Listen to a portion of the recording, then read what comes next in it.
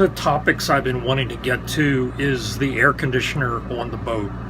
I'm going to go through it step by step, from purchasing the unit to actually installing it. I've done the installation myself, so I'm very familiar with it on the boat. So I hope you enjoy this, and maybe it'll give you some ideas if you want to add air conditioning to your boat. Thanks for watching. One of the other things I want to do is these air conditioning vents right here. As you can see, it's right under my ham radio. I mean, some of it comes out, but I know a lot of it's hitting the bottom of the radio. So what I want to do is I want to make a deflector.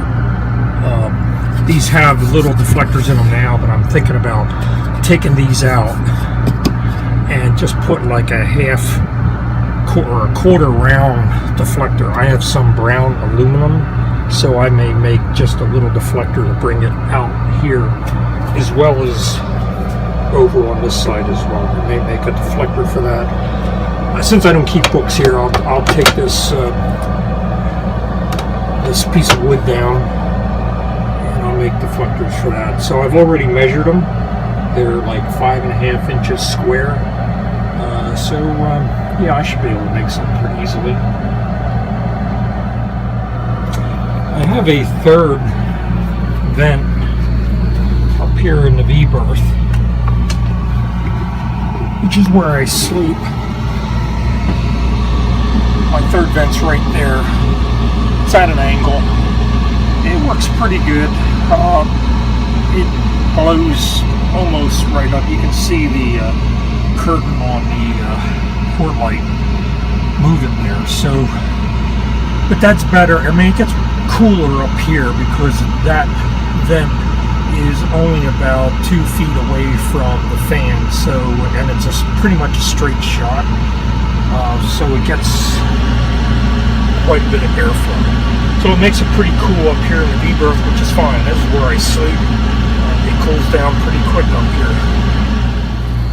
The air conditioner is actually in the head. That seems kind of odd, but it's behind this door. And here's a filter in the door. So this is actually the return. And the door to the head also has a vent in the upper part, which is perfect because it takes the hot air off the ceiling and routes it down here. So this is the condenser, water in, water out. This is the freon. So it's a tube within a tube for those people that are familiar with marine air conditioners. Pressure sensor, these are the capillary tubes. So it basically, this is a filter right here. So it comes in, goes to the capillary tubes, goes to the evaporator where it expands. The compressor back here, and there's also a receiver back there. Up top is the air outlet. So this right here is what goes directly to the V-berth. You can see it's a pretty straight shot. It goes to the saloon area back here, and then there's also one in the very back. There's a small 3-inch and then these two 4-inch. The 3-inch goes through the bulkhead back here. You can't really see it. So there's two holes cut in this bulkhead. One's a 3-inch hole, one's a 4-inch hole, and then they go behind the cushions in the saloon area. So this particular model is made by Flagship Marine, and I've done a few modifications, nothing serious, but I unmounted the electrical relay box. This is not electronic, it's all relays, transformers, things like that. So there's not a lot of, I don't think there's any solid state stuff that can burn out of it. And I do have spares for all the relays. But this was welded onto the base, and I took it off so it would better fit in here. I actually had to cut the base with a bevel on the one corner to get it to fit in here well. the outlet is up there for both the heater and the compressor. Now I'll show you where the ducts come in here.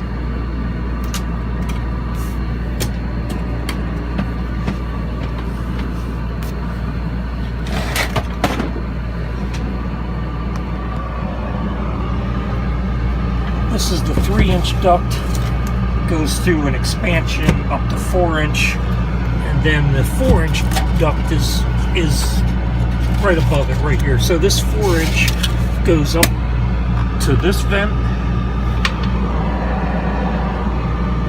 and then the lower one goes all the way back this way to the most aft vent. So it's not insulated. I didn't really see any need to it.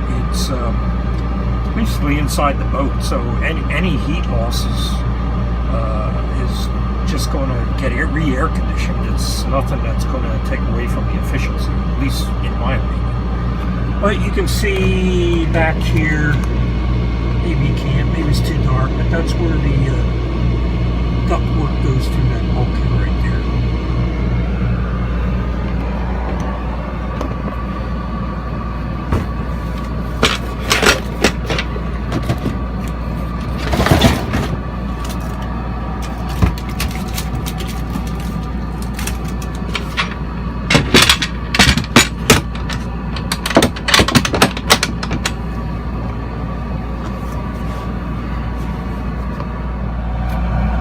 Now the next thing I wanted to show you is in the quarter berth, underneath the cushion. Let's see if I set this camera down here.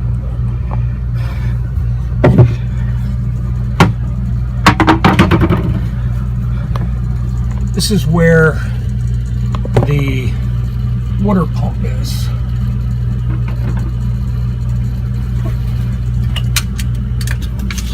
Right here's the water pump. It's a Danner magnetic drive, fully enclosed. It's actually submersible.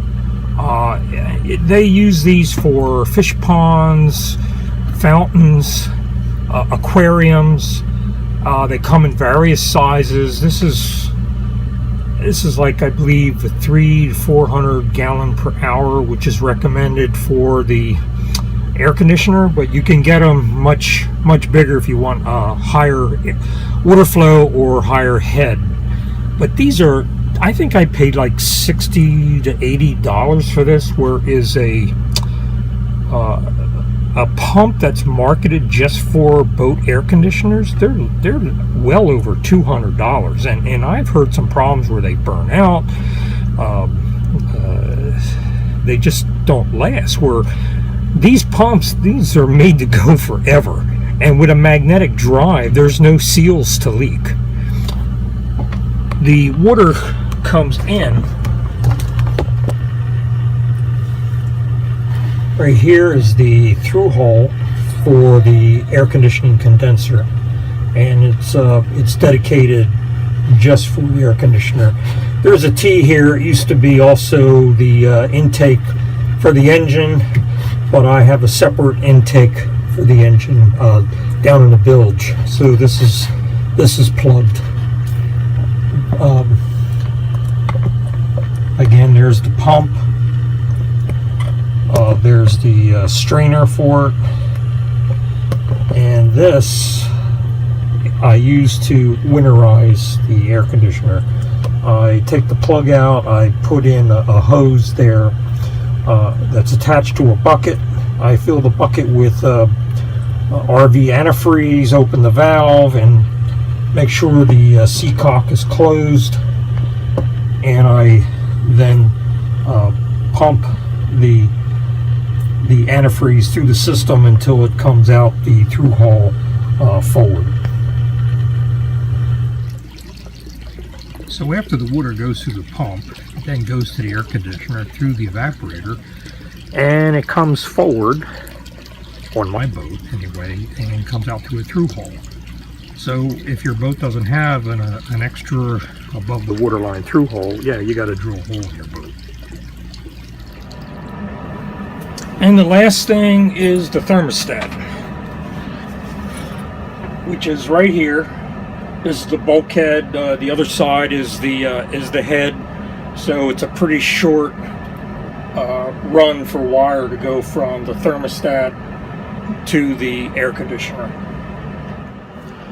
But that's it for the tour of the air conditioning system. When I bought this unit, like I said before, it's made in Florida by a company called Flagship. It's what's called a critically charged unit, which means it has no receiver and it has no expansion valve. It's got an expansion orifice, but not a valve. I'm not a big fan of that, and I should have known better. It's very sensitive to either freon loss, which you shouldn't have, granted, but if you have to recharge it, you can put too much in. You have to hit a sweet spot to hit the rated efficiency of the unit. So this is 12,000 BTUs per hour. It's pretty much just right for the boat. But when I first got it, it wasn't meeting the performance. I had this set up in my house, and I was measuring all the temperatures in and out, water, air. I was monitoring the freon pressure. I have a full set of refrigeration gauges, and I wasn't meeting the rating. I was coming in at about 10,000 BTUs per hour. I called the company to complain, and they said, well, it's possible it was either overcharged or undercharged, and they said I should send it back. Well, I live in Pennsylvania, and to send it back meant to ship it to Florida, which was $90 in shipping. I asked if I could have it serviced locally, and they said no, they would not pay for that, and it would void the warranty. So this is when I decided I was going to do it myself.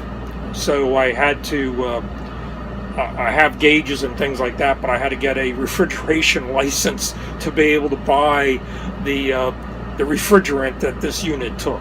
So which is not hard to do. You've got to take a test. You can do it online. They give you a refrigeration license number, which allows you to work on systems. I believe it was up to 5 tons of refrigeration. So based on that, I was able to get the equipment. I was able to get a vacuum pump. So pretty much everything I needed.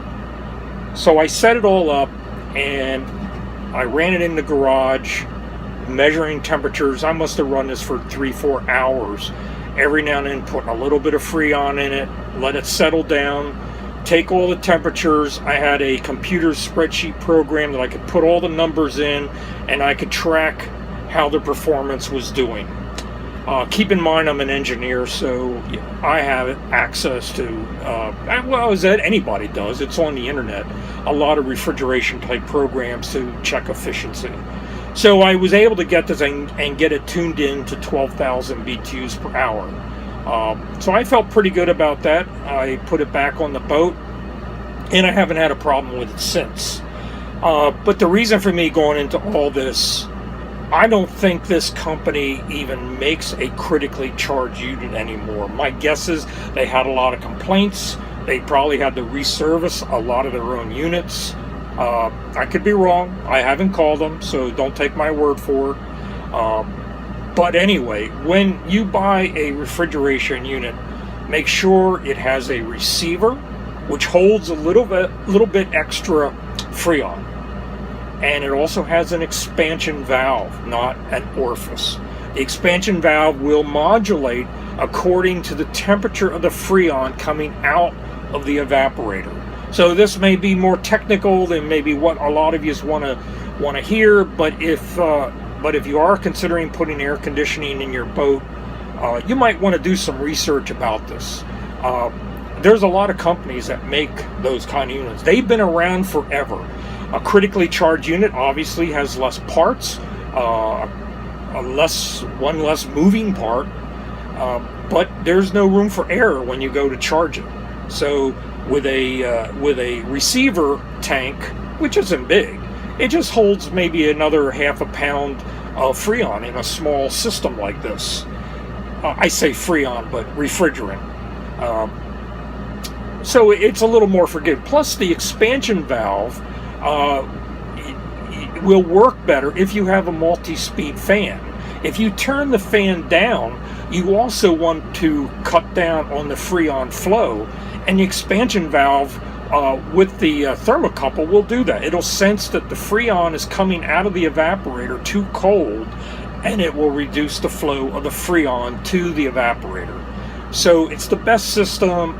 Quite frankly, I don't even think it would make much difference in the cost. So that's the way to go.